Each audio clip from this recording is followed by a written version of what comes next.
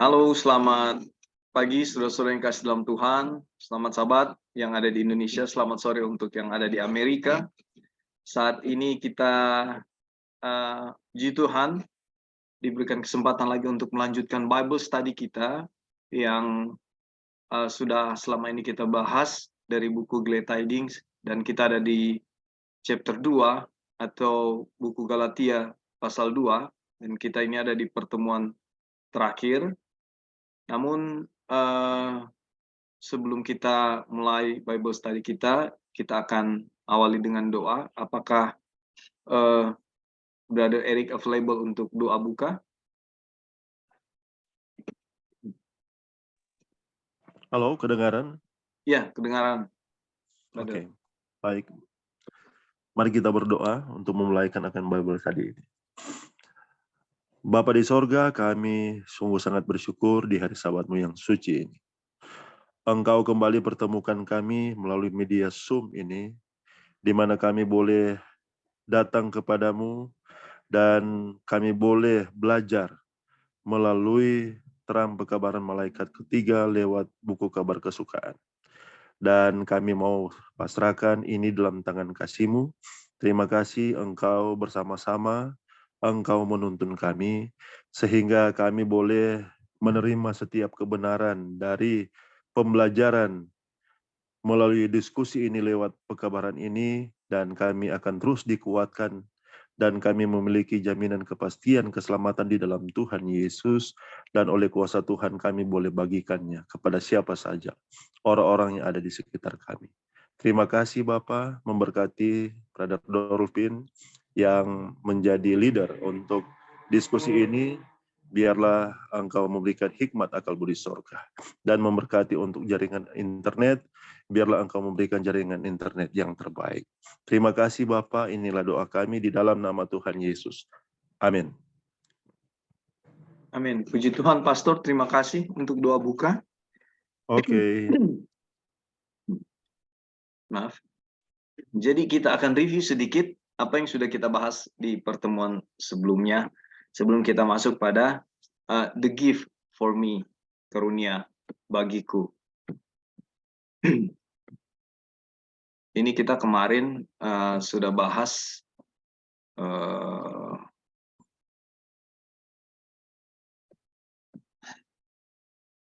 dari sini ya, living by faith, hidup dengan iman. Ada satu pertanyaan yang muncul, bagaimana hidup dengan iman, dan kenapa judul ini ditaruh di sini. Kalau kita datang kepada kutipan, dibilang Kristus ada di dalam diri setiap orang. Nah, statement ini ya banyak sekali disalah mengerti dan disalah pahami orang. Sebagian orang justru tidak menerima hal ini. Ya, bahwa Kristus ada di dalam dirinya.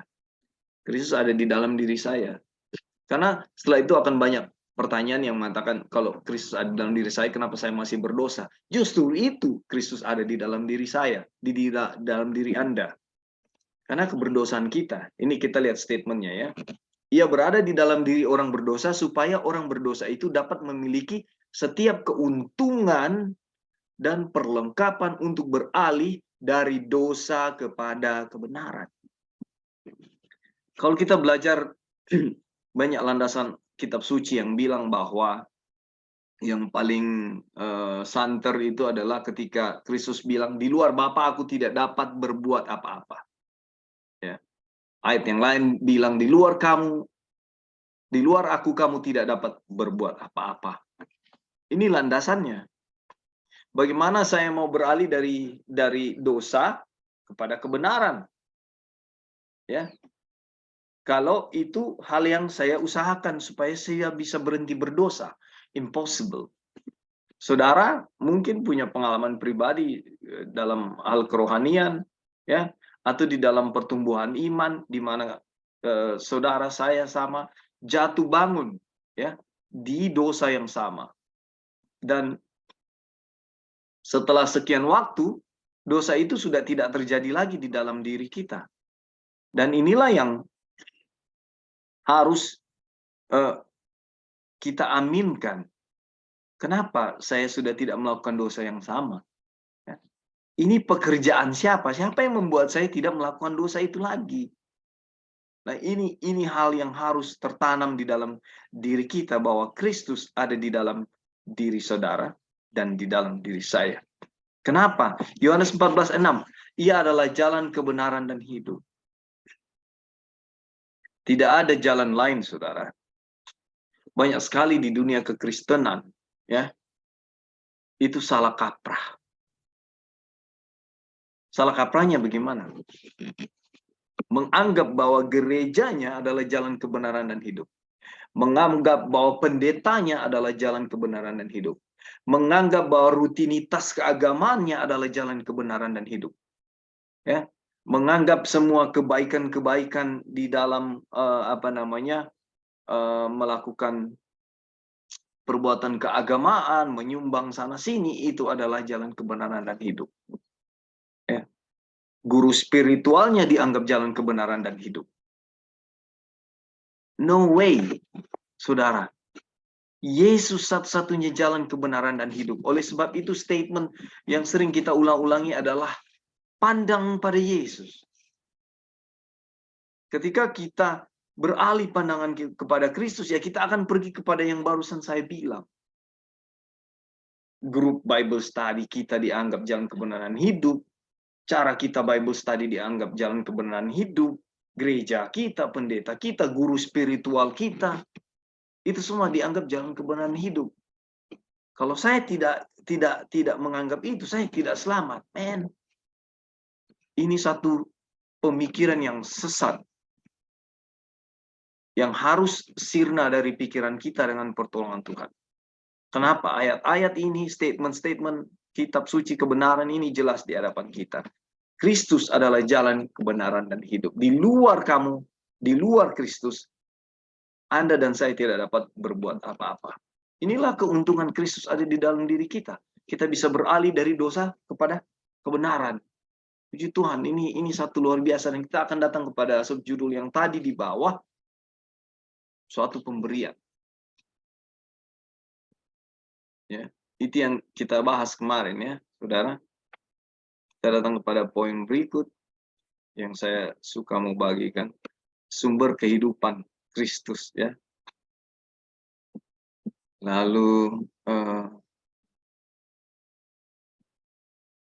kepada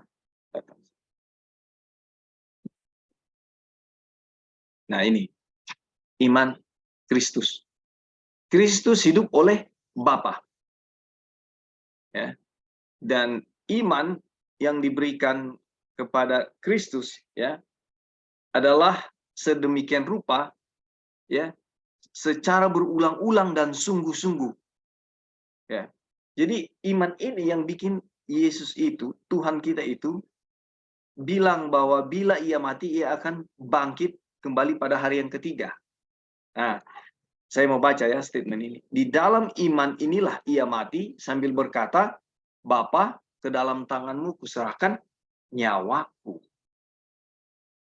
Ya, statement di bawah ini, iman yang memberinya kemenangan ini, ya, atas kematian, iman itu memberikan kemenangan yang lengkap atas dosa,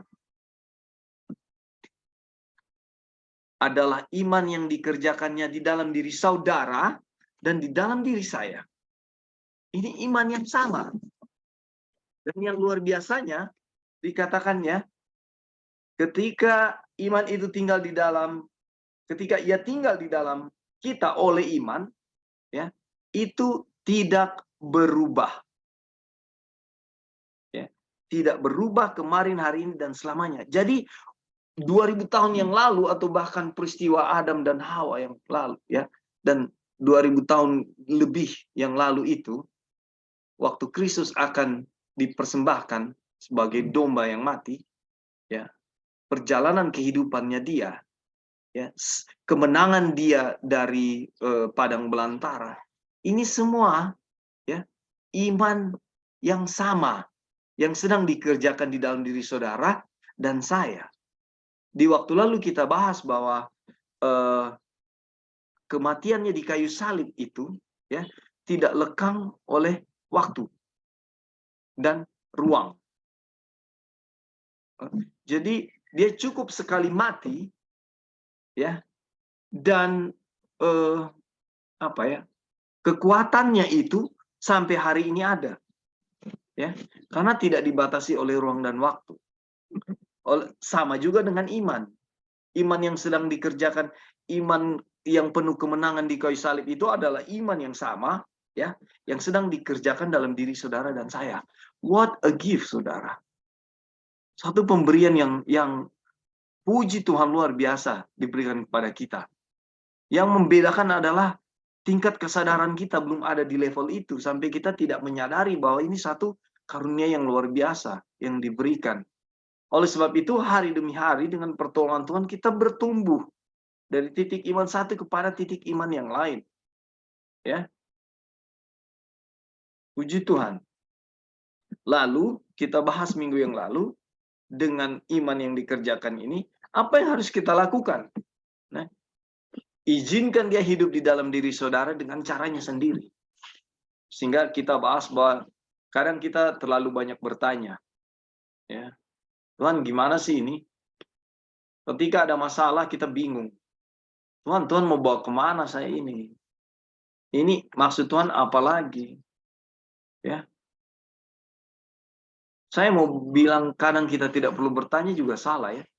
Jadi apa statement yang benar sebaiknya, ya? Tidak perlu bertanyalah. Izinkan dia hidup di dalam diri kita, ya, dengan caranya. Ya. Ini pembahasan Henok ini luar biasa, saudara. Itu saya terkagum-kagum dengan cerita Henok sampai hari ini. Melihat bagaimana dia bergaul dengan Tuhan setiap hari.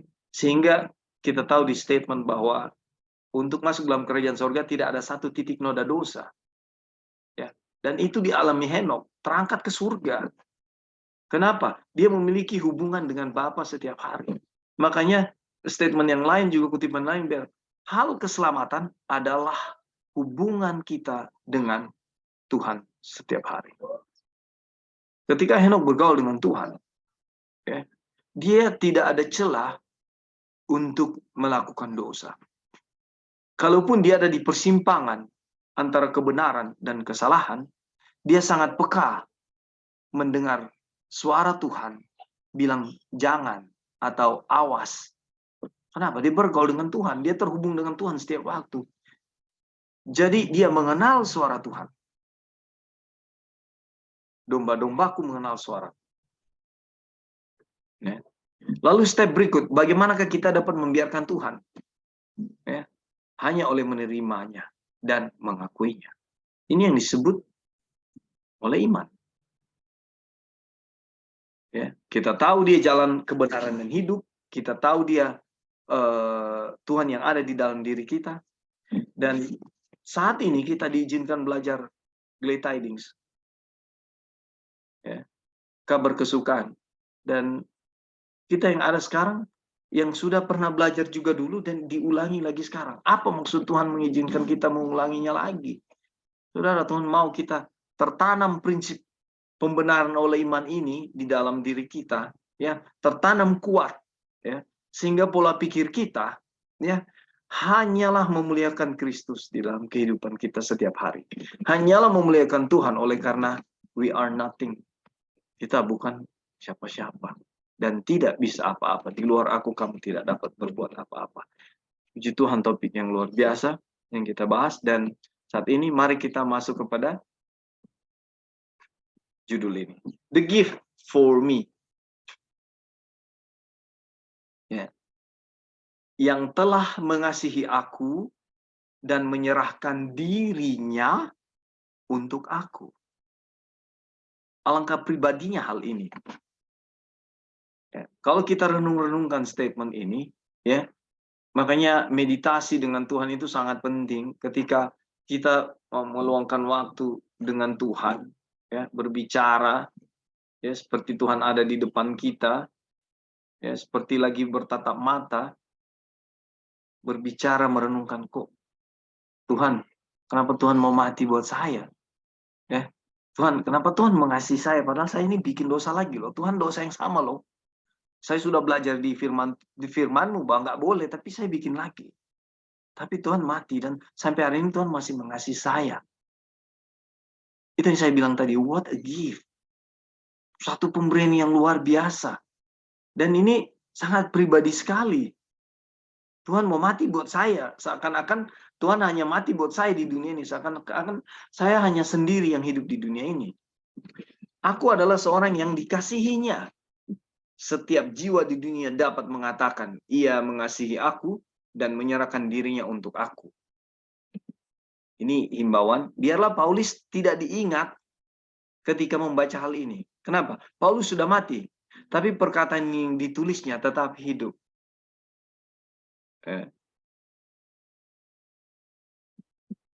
Itu adalah perkataan yang diletakkan roh pada mulut kita.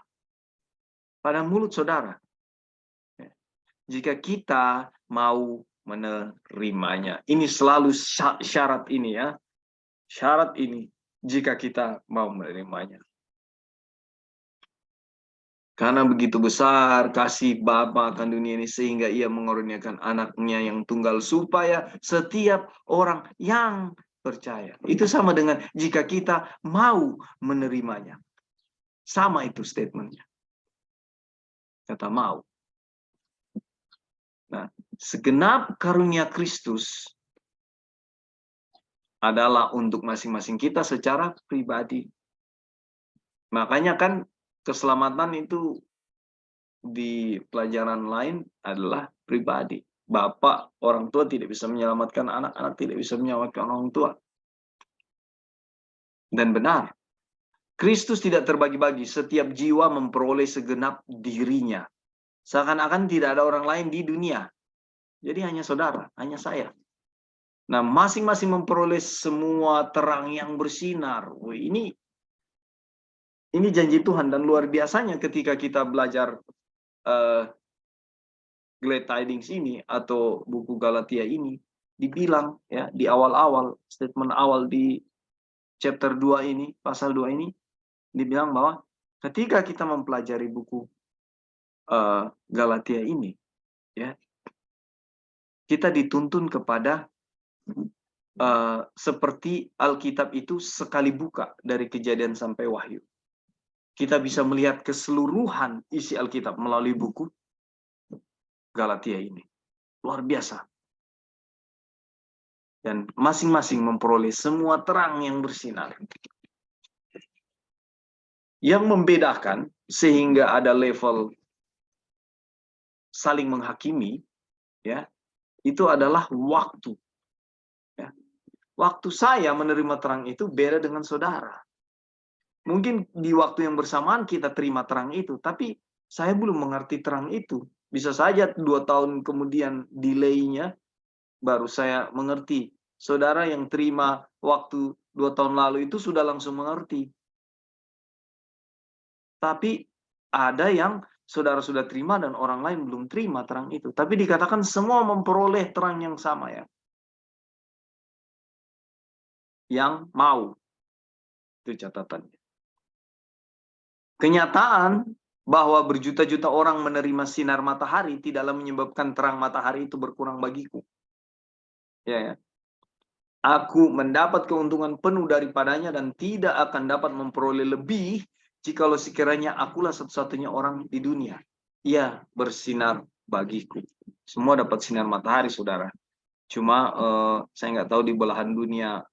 Teman saya, sahabat saya, orang dari Finland. Kalau nggak salah dia bilang matahari di sana itu cuma 3 jam ya, kalau nggak salah. Matahari 3 jam atau malamnya cuma 3 jam. Selama itu siang. Ya. Tapi di sini tidak berbicara literal ya. Semua dapat sinar matahari tentunya. Begitu juga Kristus menyerahkan dirinya bagiku seakan-akan aku adalah satu-satunya orang berdosa di dunia. Dan hal ini berlaku bagi setiap orang yang berdosa. Ya. Orang berdosa yang lain. Makanya kita nggak bisa menghakimi. Ya. Bila mana engkau menanam sebiji gandum, engkau akan memperoleh lebih banyak biji gandum yang sama jenisnya. Masing-masing memiliki kuasa hidup yang sama dan dalam takaran yang sama. Seperti yang ada pada benih yang asli. Demikian pula lah dengan Kristus.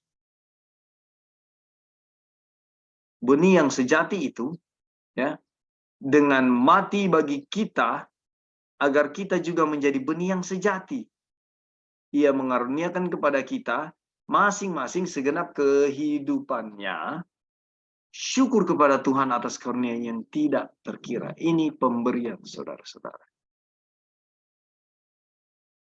Oke, silakan ada tambahan, ada masukan di judul ini ya. The gift for me. Karunia bagiku. Silakan. Ada masukan, tambahan yang perlu saudara-saudara sampaikan.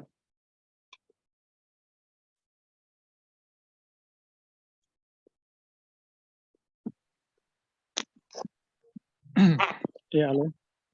Brother Ebing, silakan. Jadi ini adalah, halo, kedengaran? Ya, silakan. Ya. Jadi ini adalah bagaimana kita memahami karunia Kristus bagi kita ya, dan memahami yang namanya iman Kristus. Nah, kita dijelaskan ya bagaimana mengenai iman Yesus dan bagaimana kita memahami cara kerja dari iman Yesus tersebut ya. Nah, pelajaran yang kita pelajari itu sangat sederhana. Dengan memahami bahwa Yesus diam di dalam diri kita ya, dan ketika dia diam, dia akan mengerjakan iman yang dulu ya kita pelajari di dalam Alkitab, di dalam sejarah, itulah yang akan dia kerjakan. Makanya ketika seseorang menolak ya, ini kata-kata Wagoner, bahwa Yesus itu diam di dalam diri kita, itu akan kehilangan manfaat dari penebusan. Jadi bagaimana kita memahami mengenai diamnya Kristus di dalam diri kita, ini menjadi poin penting sekali bagaimana kita mengalami yang namanya iman Yesus. Karena iman Yesus itu bukan iman kita ya, tetapi bagaimana imannya Yesus, apa yang dia tunjukkan dulu ya, bagaimana kepercayaannya dulu yang begitu teguh sampai tiba pada kemenangan, itu yang akan dia buat di dalam diri kita. Dan ketika kita menyadari ya bahwa dia itu diam di dalam diri kita, itu yang akan dia kerjakan. Nah, kalau kita menolak bahwa dia tinggal di dalam diri kita, ya artinya kita menolak untuk iman Kristus itu bekerja di dalam diri kita. Karena kita tidak diminta untuk menunjukkan iman sebanyak yang Yesus miliki ya, atau berbuat sebaik yang Yesus miliki. Kita tidak diminta itu. Tetapi kita hanya diminta menerima ya, mengakui dan menerima bahwa memang dia itu diam di dalam diri kita dan akan mengerjakan imannya. Jadi poin penting di sini adalah bagaimana kita memahami Yesus itu betul-betul diam di dalam diri kita. Nah, analogi yang Wagoner gunakan adalah benih. Jadi kita tahu bersama ya, satu benih yang ditanam ya, itu akan menghasilkan banyak benih. Misalnya biji jagung ya, benih jagung. Kita tanam satu benih jagung, maka akan menghasilkan satu tongkol benih-benih jagung ya, yang begitu banyak jagung. Dan teman-teman, ini sebenarnya adalah analogi yang sangat sederhana di alam untuk menjelaskan diamnya Kristus di dalam diri kita.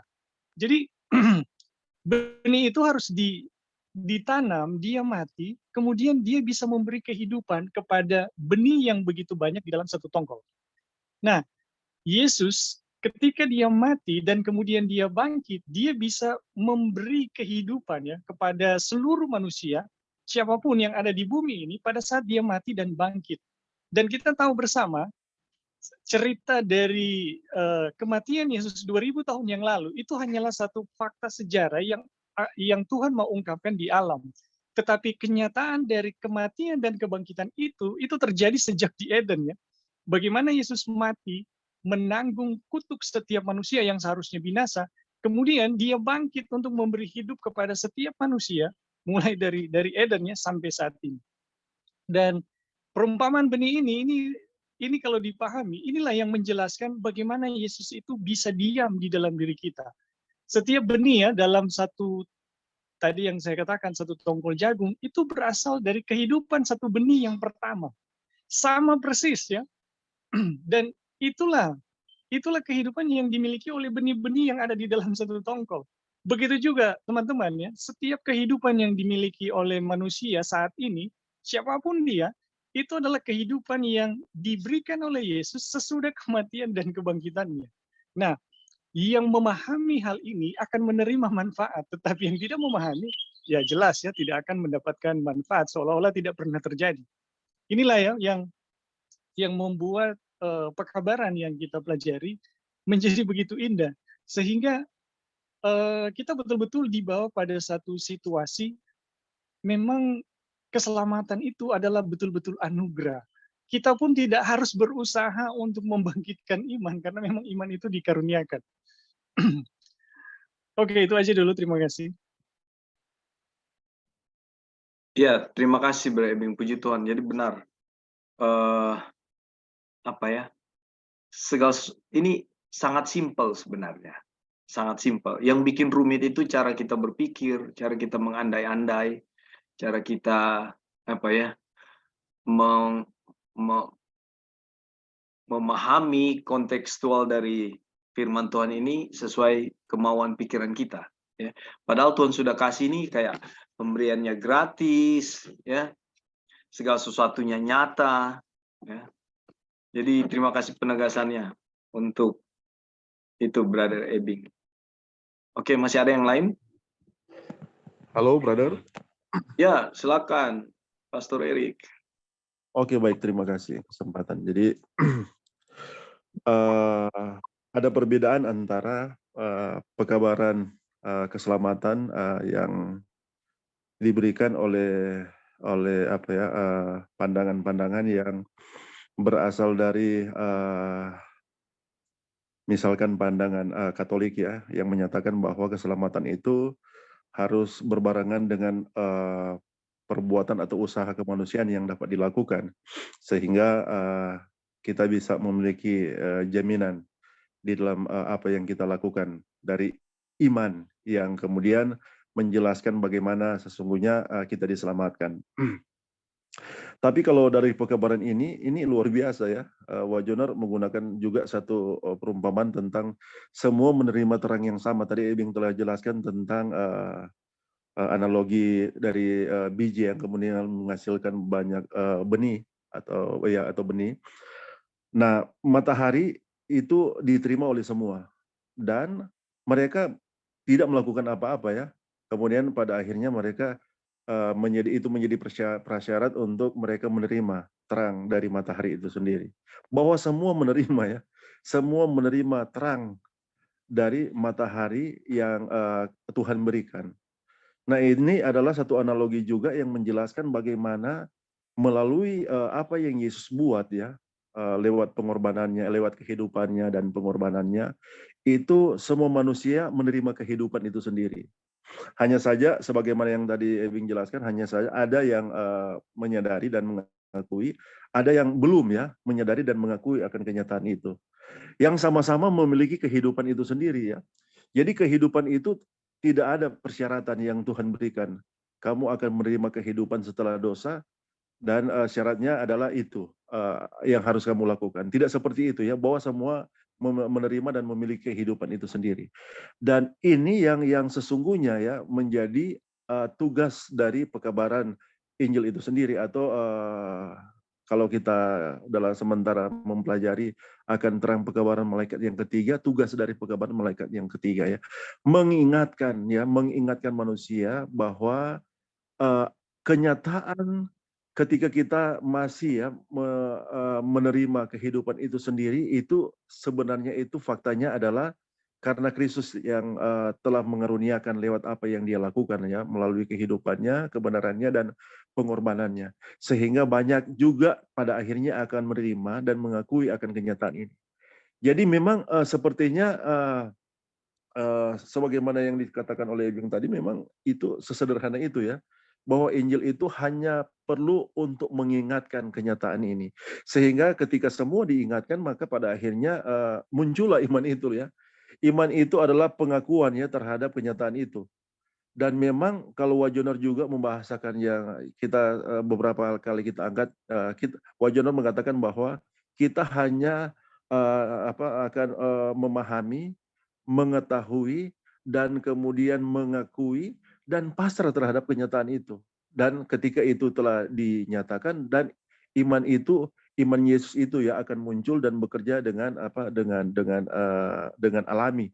Dan dalam kehidupan kita menghasilkan apa yang harus dihasilkan dari kebenaran Yesus itu sendiri. Dan kita bersyukur ya bahwa kita sementara berada di dalam kebenaran itu.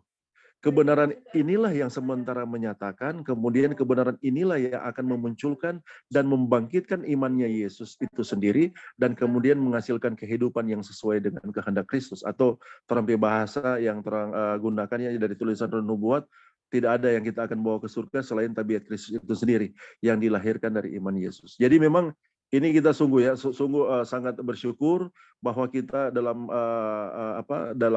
terang yang Tuhan berikan, kemudian pada akhirnya menuntun kita untuk mengakui terang yang Tuhan berikan lewat terang dari kebenaran Yesus itu sendiri, yang pada akhirnya akan memunculkan imannya, dan kuasa itu akan bekerja dalam kita, dan kemudian menghasilkan kehidupan yang selaras dengan kehendak Kristus, sesuai dengan tabiat Kristus itu sendiri.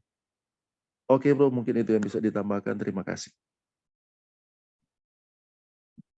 Kita lihat ya betapa pentingnya iman itu, dan ini bukan main-main, yang sekali lagi membedakan pengertian kita ya, pemahaman kita, padahal semua sudah disiapkan. Bagaimana kita bertumbuh di dalam iman, bagaimana kita sadar bahwa Kristus itu ada di dalam diri kita ya. Kalau kita menolak, makanya kan statementnya bagi yang mau, bagi yang percaya. Tidak ada syarat yang lain ya.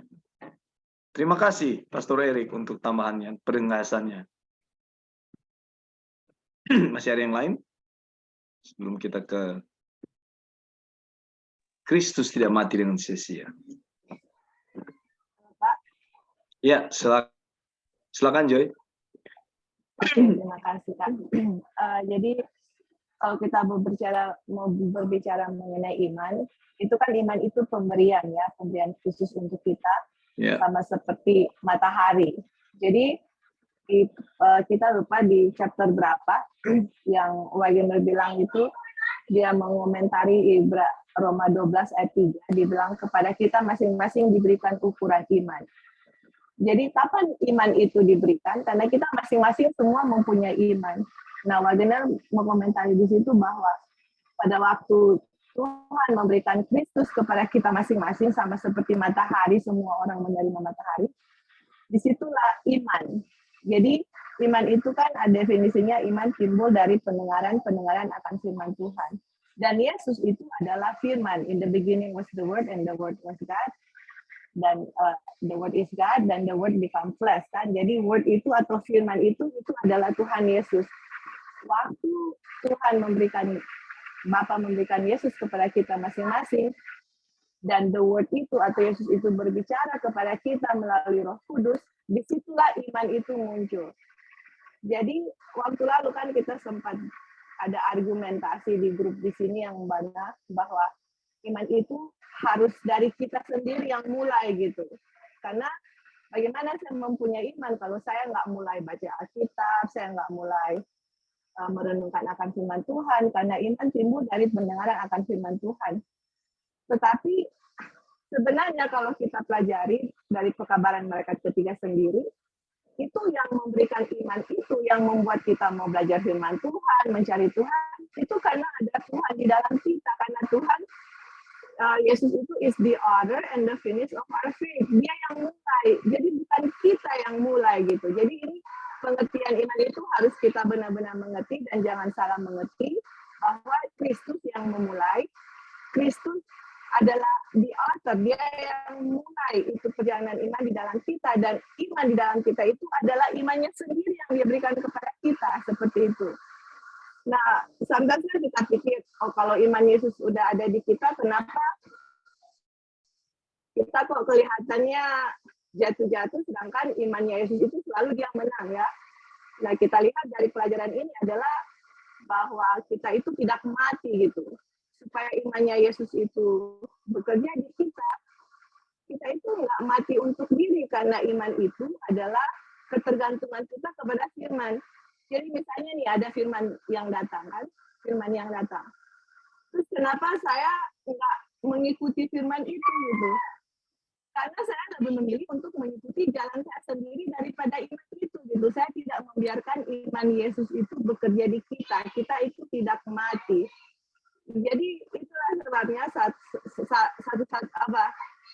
salah satu yang kita lihat bahwa kenapa iman Yesus itu tidak bekerja di dalam kita manifestasi secara full, walaupun dalam pengetahuan saya tahu, saya menerima, saya tahu apa yang Yesus bikin, tetapi in reality saya punya kehidupan, saya lebih memilih untuk mengikuti jalan sendiri gitu, daripada mengikuti akan firman itu sendiri. Saya tidak membiarkan Yesus bekerja sepenuhnya di dalam diri saya. Jadi waktu pencobaan datang ada pilihan, kamu pilih mana? Ini firman Tuhan atau mengikuti kehendak kita. Di saat kita memilih mengikuti kehendak kita, disitulah iman Yesus tidak bekerja sepenuhnya. Walaupun Yesus itu ada hadir dalam kita, imannya itu ada, dia sudah berikan, tapi tidak bisa dimanifestasi karena saya menolak akan firman itu sendiri, saya menolak akan Yesus, saya menginjak-injak kebenaran, saya tidak mau membiarkan iman itu bekerja. Jadi teman-teman, yang sangat penting itu adalah memang betul-betul ya penyerahan kita sepenuhnya kepada Tuhan, dan benar-benar minta sama Tuhan, Tuhan tolong supaya kita berjalan di firman Tuhan, walaupun keadaan di sekitar kita sepertinya impossible, tidak mungkin Tuhan kalau saya ikut ini, tapi kalau firman Tuhan bilang ini, kita melangkah di situ dan kita yakin bahwa apa yang saya lakukan itu sesuai dengan firman Tuhan, dan Tuhan yang akan bekerja di dalam setiap situasi. Misalnya Abraham dan Sarah, secara manusia, secara pikiran manusia impossible untuk anak. Tapi kalau firman Tuhan bilang kamu akan punya anak, kamu akan punya anak. Ya begitulah di dalam kehidupan kita sehari-hari, saya yang mana Tuhan bilang, kita percaya itu akan terjadi. Itulah imannya Yesus yang Yesus sudah berikan kepada kita masing-masing, dan kita diminta untuk betul-betul mempercayai akan apa firman itu dan menerima akan iman Kristus sepenuhnya dan mati untuk diri kita sendiri supaya iman itu bisa nyata di dalam hidup kita masing-masing. Ya, oke, thank you Kak Opin. Ya, terima kasih Joy ya. Jadi makanya pembahasan yang waktu lalu ya, hari Minggu kemarin, yang sebelum ini adalah bahwa bagaimana caranya kita membiarkan dia bekerja dengan caranya dia. Yang jadi masalah selama ini yang baru Joy mention tadi adalah kita jalan dengan cara kita, dengan jalan kita. Walaupun kita berdoa kepada Tuhan, tapi kita menjalani kehidupan itu dengan cara kita. Ya. Jadi inilah yang membedakannya. Tapi ketika kita menerima iman Kristus, kita percaya Kristus ada di dalam kita dan dia mengerjakannya. Ya. Hanya itu kan syaratnya. Dan bagaimana kita akan dibentuk setelah itu. Oke, terima kasih Sister Joy. Halo, brother. Ya, silakan. Oke, minta waktu lagi ini. Brother Eric. Iya, jadi memang kita penting ya untuk hidup sesuai dengan firman Tuhan. Dan dihidupkan oleh iman Yesus dan dihidupkan oleh setiap firman Tuhan. Kita selalu menggunakan kata kerja pasif ya. Karena bukan kita yang menghidupkan, itu dihidupkan di dalam kita oleh Yesus sendiri. Nah, ada satu ilustrasi yang boleh saya sampaikan. Ini adalah satu cerita dari Jepang ya. Ada seorang narapidana yang divonis mati. Kemudian pada akhirnya dia tinggal menunggu waktu di mana dia akan dihukum mati. Ya. Kemudian datang seorang penginjil memberikan pekabaran bagi narapidana, seorang penjahat yang luar biasa itu. Dan kemudian si penginjil ini dia memberikan Alkitab. Nah, ketika dia menerima Alkitab itu, si penjahat ini dia kemudian membaca Alkitab itu. Tapi setiap lembaran-lembaran Alkitab yang dibaca di sel tahanannya, setelahnya dia merobeknya, kemudian dia menjadikan itu sebagai lintingan rokok dan dia menggunakan itu sebagai rokok ya untuk dia merokok. Lembaran-lembaran Alkitab yang kemudian setelah dibacanya. Tapi kemudian ketika tiba di pada ayat Yohanes 3 ayat 16 ya, kemudian hatinya tersentuh ya. Ini sederhana ya, dia sederhana bagaimana Injil itu sampai kepadanya. Hatinya tersentuh dan kemudian Roh bekerja dan pada akhirnya dia menerima Yesus dan kemudian dia memasrahkan kehidupannya dan kemudian dia mengatakan untuk menghubungi akan penginjil itu dan kemudian menyatakan bahwa dia menerima Yesus. Hanya oleh karena ayat Yohanes 3 ayat 16 ya. Yang walaupun sebelumnya firman Tuhan yang dibacanya itu tidak digubrisnya dan pada akhirnya itu diabaikannya. Nah itu juga yang ingin kita bagikan bahwa untuk memunculkan iman ya kita harus memiliki apa yang dinamakan dengan pengenalan akan Tuhan itu sendiri dan itu diberikan lewat Injil ya. Kita tidak mungkin bisa melakukan firman ya tanpa kekuatan dari Injil itu sendiri. Nah, kenapa kemudian ini yang membedakannya antara pekabaran malaikat yang ketiga dengan ajaran yang lain tentang keselamatan? Karena sesungguhnya pekabaran malaikat yang ketiga itu memunculkan iman. Dia memunculkan iman karena pekabaran malaikat ketiga adalah pekabaran yang menjelaskan siapa Tuhan yang sebenarnya, siapa pencipta yang juga adalah penebus kita yang menyelamatkan kita. Ini yang luar biasa ya. Sehingga kita ketika kita melihat ini, iman itu akan muncul dengan sendirinya. Dan kekuatan itu akan muncul sendirinya. Kita tidak perlu lagi untuk mengupayakannya. Kita tidak perlu lagi untuk melakukannya. Bahkan ini ya, ini yang akan terjadi adalah itu akan lahir secara alamiah dari dalam kehidupan kita. Dan memang benar bahwa kita membutuhkan ya iman untuk melakukan firman itu sendiri. Nah, di luar iman pada kesadaran ini, kita bisa katakan bahwa tidak akan ada hasil penurutan yang sebenarnya. Seperti itu ya. Sehingga penting ya bahwa pekabaran ini adalah pekabaran yang nantinya akan memunculkan iman, di mana di dalam keadaan itu tidak diharapkan adanya iman di sana. Atau bahkan di dalam hati kita, bahwa iman itu akan muncul dalam hati kita di mana kita tidak suka untuk percaya, bahwa kita tidak mau untuk percaya. Tapi luar biasa bahwa terang pekabaran tentang Christ and His righteousness lewat pekabaran malaikat yang ketiga, inilah kuasa yang akan membangkitkan iman itu sendiri. Dan kita akan memiliki hubungan yang alamiah, keintiman yang alamiah dengan Tuhan dan hasilnya akan luar biasa ya. Setiap firman yang kita renungkan, setiap firman yang kita baca itu otomatis akan dimunculkan, akan dihasilkan dari dalam kehidupan kita. Sehingga itu yang kita akan lihat ya bahwa itu akan lahir secara alamiah. Penurutan itu akan lahir dengan secara alamiah. Ya, setiap firman yang kita baca dari sudut pandang terang kebenaran Kristus itu sendiri, di sana ada pengenalan akan Allah. Siapa Allah itu yang sebenarnya, maka itu akan memunculkan iman, itu akan menguatkan.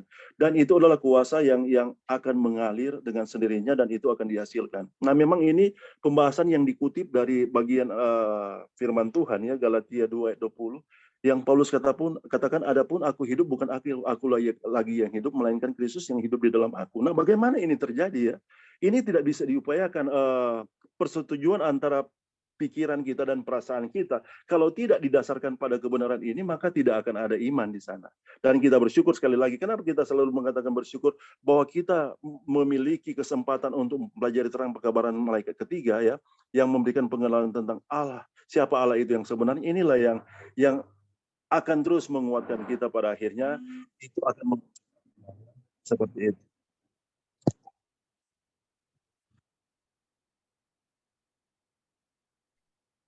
Puji Tuhan ya, saudara-saudara.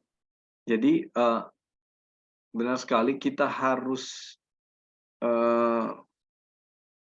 sorry, saya mau buang kata harus ya.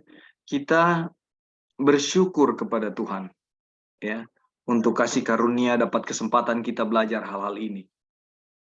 Ya, ini pekabaran malaikat ketiga, ini penting untuk diketahui supaya pola pikir kita jadi pola pikir Kristus. Kenapa? Pelajaran ini meninggikan Kristus. Makanya E.T. Jones, Wagoner, Ellen G. White bilang mereka ini membawakan apa?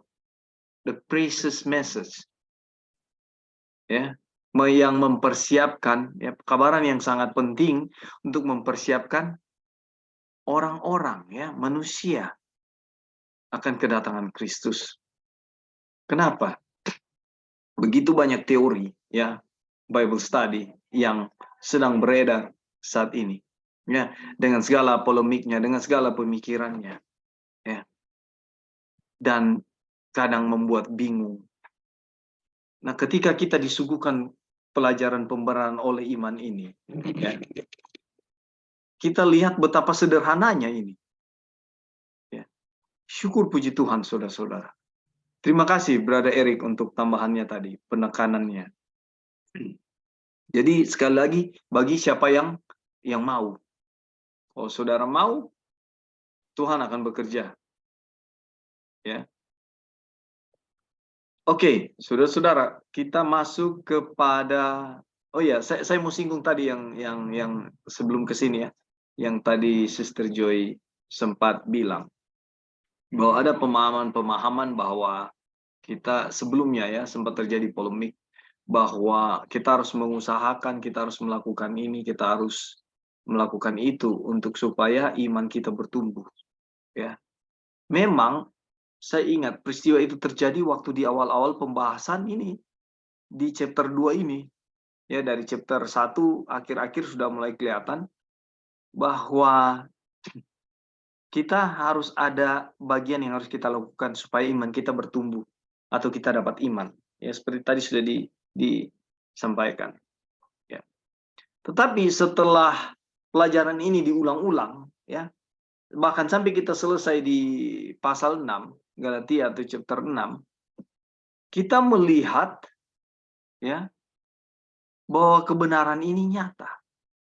Jalan kebenaran hanya Kristus. Kristus ada di dalam diri saudara dan saya. Tadi saya review di atas bahwa tanpa benefit atau keuntungan ketika Kristus ada di dalam diri kita, ya, keuntungannya adalah kita bisa dituntun kepada meninggalkan dosa, datang kepada kebenaran. Ini benefitnya Kristus. Karena di luar aku kamu tidak dapat berbuat apa-apa. Ya, tanpa Kristus kita nggak bisa melakukan kebenaran. Tanpa Kristus saya tidak bisa memilih yang salah atau yang benar. Ya, tanpa Kristus saya tidak bisa membedakan ini salah, ini benar. Atau tanpa Kristus saya tidak bisa memilih yang benar ini. Nggak bisa saya yang lakukan itu. Ya, dan semakin jelas. Mulai chapter 1 akhir mulai terjadi polemik perdebatan. Chapter 2 lebih sengit lagi, dan masuk chapter 3, chapter 4, chapter 5 lebih jelas. Ya. Jadi saudara-saudara, ketika kita mau membiarkan firman itu berbicara ya kepada kita, itu akan jelas. Itu akan terlihat jelas. Ya. Kenapa? Tuhan bekerja. Christ not dead in vain. Kristus tidak mati dengan sia-sia. Ini judul terakhir ya. Kalau tidak salah ya. Di pembahasan chapter 2 ini. Aku tidak menolak kasih karunia Tuhan sebab sekiranya ada kebenaran oleh hukum Taurat, ya, maka sia-sialah kematian Kristus. Jadi kalau saudara ada kebenaran melalui melakukan hukum Taurat, atau ada kebenaran melalui melakukan perbuatan baik, ya, Kristus tidak perlu mati di kayu salib. Ya. Kenapa? Kalau sampai ada teori itu, ya, kalau teorinya ada, ya, dibuat-buat oleh orang, tapi kalau sampai ada secara real, secara benar pemahaman seperti itu, sia-sia kematian Kristus. Ya, Kristus tidak perlu mati di kayu salib kalau kita berbuat baik lalu kita diselamatkan. dengan mengikuti hukum Taurat lalu kita diselamatkan, Kristus tidak perlu mati di kayu salib, saudara. Inilah ringkasan persoalan itu yang sedang kita bahas.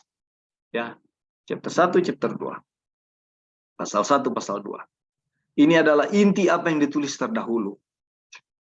Jika kebenaran datang dari hukum Taurat, ya, maka kematian Kristus tidak ada gunanya.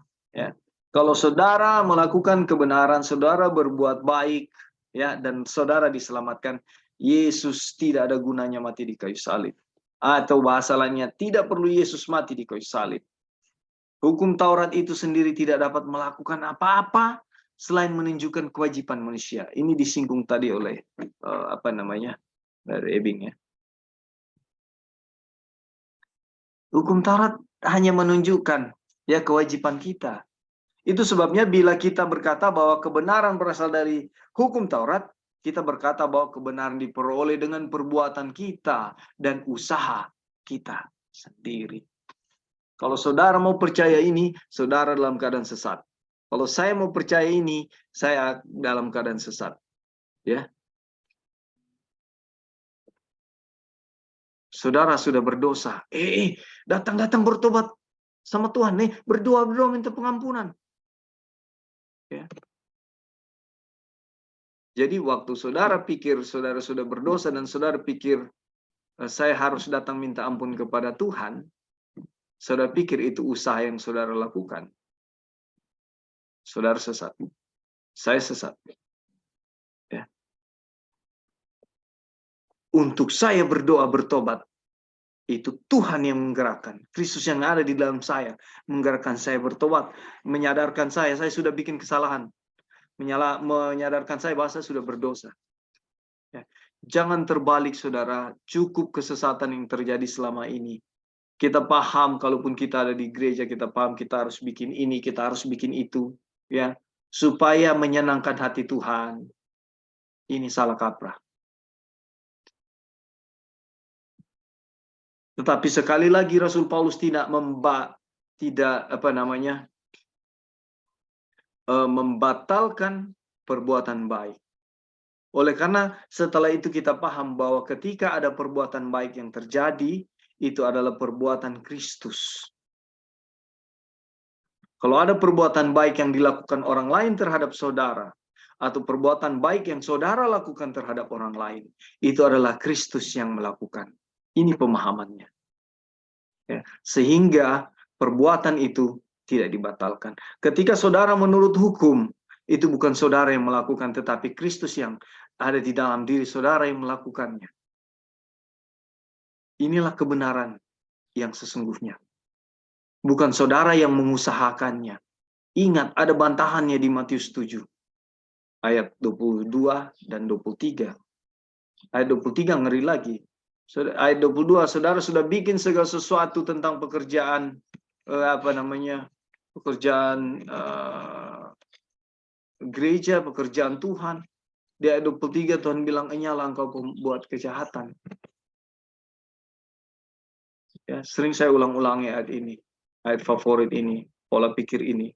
Ya, karena ini sangat menegaskan bahwa mau saya masuk gereja, mau saya sumbang gereja, mau saya melawat, mau saya melakukan segala perbuatan baik yang saya bilang, Tuhan, saya melakukannya demi nama Tuhan. Ayat 23 dia bilang, "Enyalah engkau pembuat kejahatan." Nya. Aku tidak mengenal engkau. Ini sedih sekali, saudara. Kenapa? Berlandaskan perbuatan. Ya. Tidak mengakui bahwa Kristus yang melakukan di dalam saya semua perbuatan baik itu. Tidak mengakui apa hal-hal yang saya buat untuk gereja, untuk Tuhan itu adalah perbuatan Kristus dalam saya.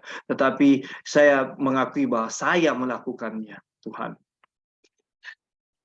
Ingat, peristiwa bangsa Israel, ketika Musa datang bilang, firman Tuhan bilang, bahwa harus ini, harus itu, bangsa Israel bilang, "Oke Tuhan, tenang saja Tuhan, kami akan melakukannya." Dia merasa dia sanggup melakukan firman Tuhan. Dia merasa sanggup menuruti kebenaran firman Tuhan. Dia merasa sanggup mengikuti hukum Taurat. No way. Di luar aku kamu tidak dapat berbuat apa-apa. Pola pikir ini harus tertanam di dalam diri kita, saudara. supaya kita tidak mudah disesatkan. Ya. Jadi ayat itu mengatakan bahwa kita dapat menyelamatkan diri kita sendiri. Sia-sialah kematian Kristus. Diulangi lagi ya. Karena keselamatan merupakan satu hal yang dapat dicapai oleh diri sendiri. Wey, saudara bisa masuk surga karena saudara mampu berbuat ini, mampu berbuat kebenaran. Saudara masuk surga karena mampu mengikuti seluruh hukum Taurat. Sehingga saudara suci. No way. Kita tidak dapat menyelamatkan diri kita. Saudara, Anda tidak dapat menyelamatkan diri saudara. Saya tidak dapat. Jadi Kristus tidak mati dengan sia-sia dan keselamatan ada di dalam Dia, hanya di dalam Kristus, hanya melalui iman pada Kristus, hanya melalui iman Kristus. Ia sanggup menyelamatkan semua orang yang datang padanya. Sekali lagi penekanannya, yang mau. Ya, Dia bisa menyelamatkan siapa saja yang datang kepadanya. Ada sejumlah orang yang akan diselamatkan. Kalau tidak, ia mati secara sia-sia. Tetapi, ia tidak mati dengan sia-sia. Sebab itu janji. Dan ini adalah pasti. Ia akan melihat keturunannya, umurnya akan lanjut, dan kehendak Tuhan akan terlaksana olehnya. Dia akan melihat kesusahan jiwanya, dan menjadi puas. Yesaya 53 ayat 10 dan 11. Barang siapa yang mau. Sebanyak itulah jumlahnya, saudara. Kalau cuma ada satu yang mau, satu yang selamat. Karena ia tidak mati dengan sia-sia.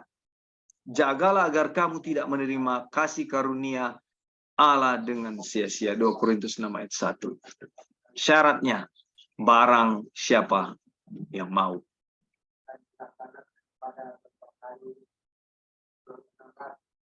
Jelas ya, saudara-saudara, puji Tuhan, jelas. Tuhan kasih kabaran kita untuk mengerti ya. Inilah pasal 2 dari buku Glad Tidings atau buku Galatia.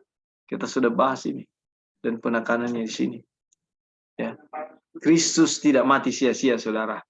Ya. Asal kita mau ya datang kepadanya. Seberapa banyak kita yang mau, sebanyak itulah yang akan diselamatkan. Lalu Kristus tidak mati sia-sia ya. Karena kita pola tidak memikirkan bahwa kita bisa melakukan sesuatu menghibur Tuhan, membahagiakan Tuhan lalu kita diselamatkan. Tidak, saudara-saudara. Oke, kita punya sekitar 12 sampai 20 menit sebelum kita tutup. Silakan ada yang mau kasih pendapat di pembahasan kita terakhir ini. Kristus tidak mati dengan sia-sia. Halo, Brother. Ya, Brother Erik, silakan. Oke, baik, terima kasih. Jadi tadi diangkat di bagian ini, di bagian terakhir itu kan barang siapa yang mau. Kemudian itu menjadi prasyarat ya untuk menerima. Nah, kemudian dihubungkan dengan kehendak bebas ya yang Tuhan berikan atau power of choice yang Tuhan berikan. Nah, ini ada satu pertanyaan yang mungkin dapat diangkat ya. Apakah kata barang siapa yang mau itu menjadi prasyarat keselamatan untuk menerima keselamatan itu? Mungkin itu yang bisa ditanyakan. Menarik. Dan mungkin ada jawaban dari teman-teman, disilakan.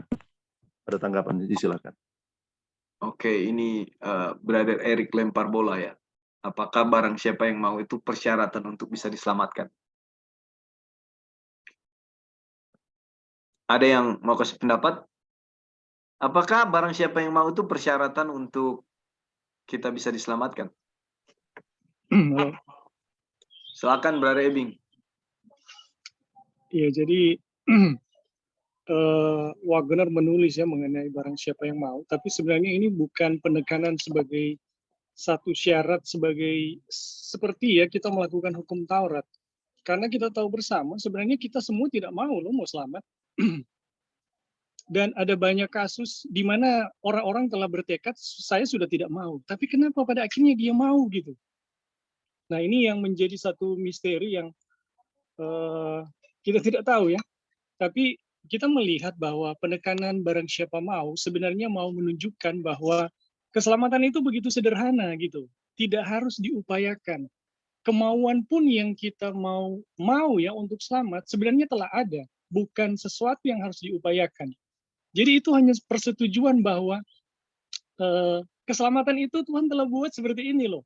Dan itu akan menjadi satu kepastian di dalam hidup kita masing-masing ketika kita mengakuinya demikian.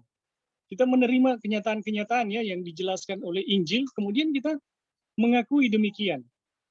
Tapi kalau persyaratan kemauan itu menjadi satu persyaratan, ya ini kita udah berlawanan dengan penjelasan terakhir ya dari ayat terakhir yang ada di kitab ini. Ini menjadi Betul. satu hukum Taurat baru bagi kita, di mana kita harus upayakan kemauan ya, di mana yang kuatlah yang selamat. Tidak semua ya, ketika kita jatuh di dalam dosa, tidak semua orang itu punya kekuatan kemauan. Bahkan banyak orang yang telah rusak kemauannya. Nah, apakah buat mereka tidak ada pengharapan? Menurut saya, pengharapan itu kepada semua orang, termasuk yang kuat. Bahkan orang-orang yang memiliki kemauan kuat justru paling sulit untuk diselamatkan.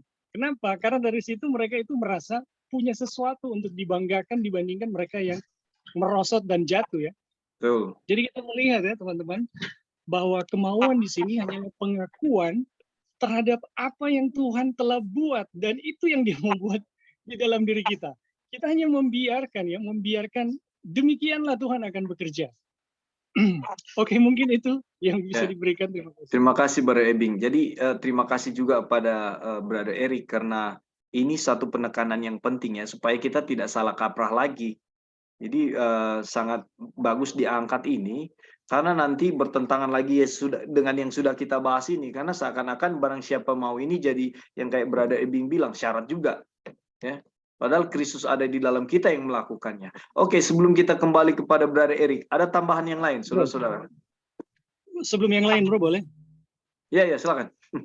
Nah, salah satu contoh adalah di Yohanes 3:16. Karena begitu besar kasih Allah akan dunia ini, sehingga Dia telah mengurniakan anaknya supaya barang siapa yang percaya kepadanya tidak binasa, melainkan beroleh hidup yang kekal. Nah, sering kita mengatakan iman di situ membuat kita menerima karunia Tuhan. Tapi pertanyaannya, apakah Tuhan hanya mengaruniakan anaknya kepada mereka yang percaya? Kan tidak. Penjelasannya adalah Tuhan mengaruniakan kepada setiap orang anaknya. Siapapun dia, sejahat apapun dia, apakah percaya atau tidak percaya. Yang tahu mengenai apa yang dibuat oleh Tuhan akan mendapatkan manfaat dari penebusan yang Dia buat. Oke, itu aja bro, terima kasih. Ya, betul, terima kasih. Oke, ada yang lain sebelum kita kembali ke Brother Eric ya?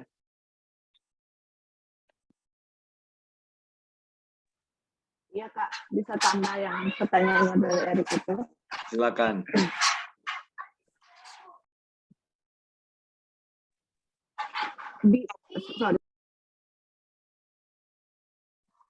Ya, jadi kalau kita kembali ke pelajaran yang mengenai Kejadian 3 ayat 15 itu, I will put enmity. Kalau waktu lalu kita sudah pernah bahas itu, salah satu enmity yang Tuhan berikan kepada kita itu adalah desire ya. Desire untuk menginginkan akan Tuhan Yesus gitu. Yang tadi Brother Eding bilang, itu keinginan itu sudah ada di situ. Jadi yang taruh desire itu siapa? Tuhan. Dan itulah enmity atau itulah permusuhan yang Tuhan taruh selain Wagener atau E.T. Jones bilang, selain kita ada keinginan untuk permusuhan ya di dalam diri kita itu bermusuhan terhadap musuh. Selain itu Tuhan juga memberikan kepada kita keinginan desire, dan yang Tuhan taruh di situ adalah setiap manusia itu mempunyai keinginan untuk adanya Tuhan Yesus, keinginan akan kebenaran. Jadi itu ya Kak di situ. Jadi keinginan itu sudah ada gitu. Dan bagaimana kita mau merespon akan keinginan itu? Jadi keinginan bukan kita usahakan, tapi keinginan itu Tuhan yang taruh di situ untuk kita. Itulah salah satu enmity yang Brother Jones dengan A.T. Jones jelaskan yang kita sudah bahas waktu lalu. Oke, thank you Kak Opin. Oke, terima kasih dari sisi NMT ya. Jadi kecenderungan carnal mind itu ya, kecenderungan berdosa itu ya, tetap ada dalam kita sehingga terkesan dari ayat ini ada pilihan-pilihan gitulah untuk kita memilih. Oke, bagaimana Brother Eric? Ada yang mau disampaikan Brother sehubungan dengan tadi yang sudah bilang tentang barang siapa yang mau. Silakan. Oke, baik, terima kasih. Jadi memang ini sangat penting ya. Ya, betul. Jangan ini menjadi satu hukum Taurat yang baru secara subjektif, kemudian pada akhirnya kita berada di dalam berkutat kembali kepada lingkaran setannya untuk Betul. kelayakan, untuk Melakukan kelayakan. lagi. Jadi ini sebenarnya ada legalism objektif ya, memandang hukum kemudian berusaha untuk menurut hukum itu dan pada akhirnya kita mengharapkan keselamatan di sana.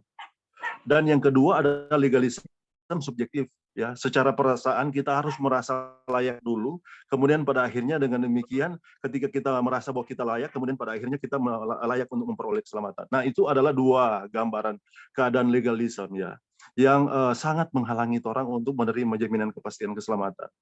Yeah. Kita ingin mengatakan bahwa sesungguhnya melalui terang pekabaran malaikat ketiga ya, tentang kehidupan kebenaran Yesus, tentang pengorbanan Yesus, bahkan pekerjaan pengantaran Yesus saat ini di bilik yang suci sorga ya, itu adalah satu penjelasan yang menjelaskan tentang bagaimanakah keselamatan itu yang sebenarnya. Sehingga ketika kita memahami, dibukakan kepada pengenalan akan Tuhan lewat apa yang Yesus lakukan ya, lewat bagian-bagian yang tadi, inilah kuasa yang akan memunculkan kemauan itu sendiri yang akan dihasilkan lewat iman yang Tuhan karuniakan. Jadi kita ingin mengatakan bahwa lewat terang pekabaran ini itu adalah iman itu akan muncul dengan alamiah, kemudian itu akan ditarik kepada kebenaran Kristus itu sendiri, dan itu adalah hasil dari kuasa yang dihasilkan oleh kuasa Kristus itu sendiri. Kenapa kita mau? Itu kan pertanyaannya. Kenapa kita mau? Kalau kata mau itu dihasilkan dari power of choice kita, itu menjadi legalism subjektif ya, yang baru yang pada akhirnya kita mengupayakan untuk mau.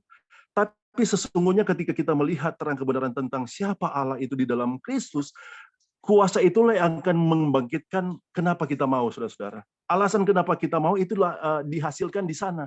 Sehingga pada akhirnya kita ketika kita mau, kita akan dihasilkan untuk menuruti setiap kebenaran firman Tuhan. Oleh karena kita mau, itu dihasilkan dari kuasa itu sendiri.